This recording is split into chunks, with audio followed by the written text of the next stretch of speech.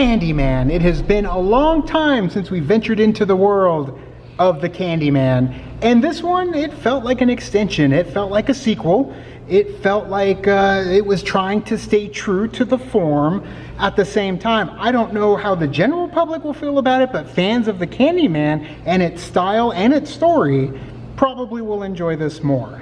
Yes, I love how Nia DaCosta navigated through the story that is Candyman, and while staying true to the character from previous or from the original movie as well, and kind of put a new twist on it, which I really enjoyed. The original Candyman is one of my favorite horror films of all time. I think that film is damn close to a masterpiece. And I think what Nia DaCosta does with this one is, first of all, I love that she crafts her own mythology. She crafts her own new spin on the Candyman mythos. But Daniel Robitel, that still happened. Helen Lyle still happened.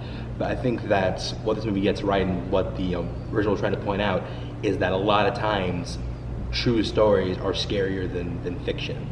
And this movie really highlights that aspect. I really enjoyed that.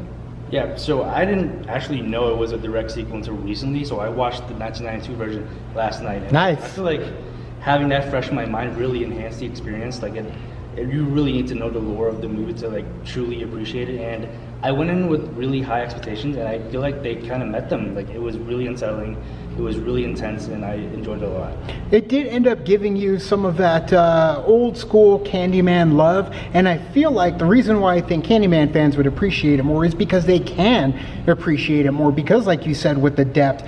With the newer fans coming into Candyman, they do a great job at catching you up, filling you in. You don't have to go back and watch any of the previous movies.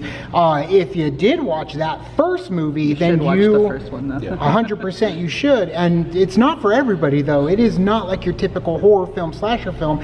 It is elegant. There's a romantic side to it. Be my victim. Yeah. But I did kind of feel like that was missing from this movie.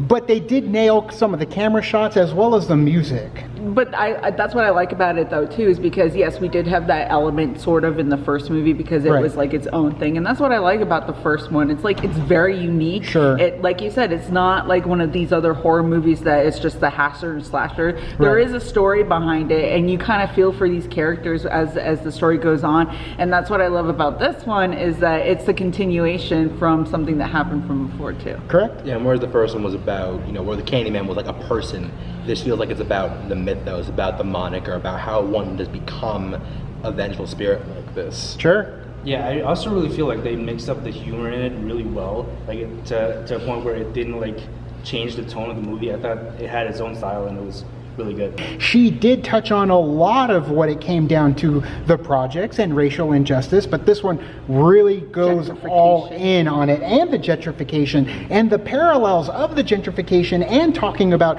the art within the movie and the art of creating this movie. I thought was a nice little simile when it comes down to trying to tell a sequel, a story of a legacy. Now, the fans of Tony Todd, I talked about being a fan, I think you'll get more fulfilled out of this. You're not going to get hit hard with a whole lot of the Tony Todd aspect of the story. It is present, but it's so much bigger than that. Yes, Candyman is the overall hive, but it's more so about the collection within the hive to kind of push that story into the future. It's like these stories are the same but different, Correct. but still same. But what did you guys think of it? If you saw it, let us know down in the comments below. If you saw it compared to the first one, what did you think about this one compared to the first one? If you only saw the first one, what did you think of that one? Let us know down there. You can also like and subscribe. And did a thing on our Facebook, Twitter, Tumblr, Instagram, Discord. All the social networking gin joints, you know where they are. Kick into the party, feel the party, keep the party going.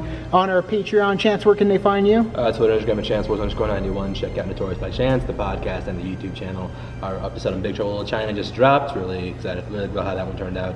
Next week we're doing Summer Blockbuster of the 2010s. I don't know what we're reviewing yet. It's going to be a fun one.